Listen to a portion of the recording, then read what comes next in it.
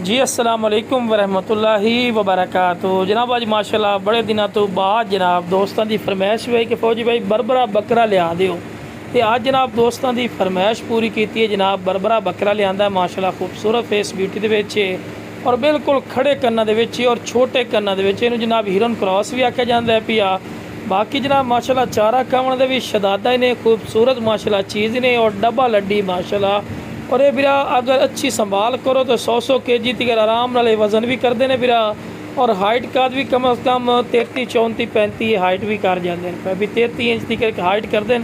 लेकिन ये गोल बकरे बनते हैं गोश्त वाले। अगर 2025 की कुर्बानी तो बिरा रखो ना तो बहुत ज़बरदस्त चीज़ ने। उम्र की बिरा 6 महीने ने पई और डिमांड ही बिल्कुल जायज़ और मकूल ने। जिस बिरा चाहिए जनाब सिर्फ जनाब 35,000 रुपये का मिल जासी। तो 35,000 रुपये का जनाब ये पटोरा मिल जासी। कोई मेरे को आके लवना चाहे लोकेशन मेरी लुडन शहर ही ने ज़िला व्याड़ी लुडन मेन अड्डे ते UBL बैंक और PSO पंप के बिल्कुल सामने जनाब। इतने मेरे भी आके भी लै सकते हैं। तो कार्गो की जी सहूलत है आल पाकिस्तान माशाल्लाह मौजूद है। तो मोटी पोर्ट के ही ने ये ना समझे अभी लिस्सा पटोरा से नहीं, फिर पूरी डिटेल चेक करवा रहे हैं कि तुहानू अच्छी तरह इन्फॉर्मेशन और डिटेल होवे। बाकी माशाल्लाह चारा खावन का शदादा ने जिस बिरा चाहिए जनाब जल्दी स्क्रीन के नंबर पर रबता करके मुनासिब कीमत लै सकते हैं।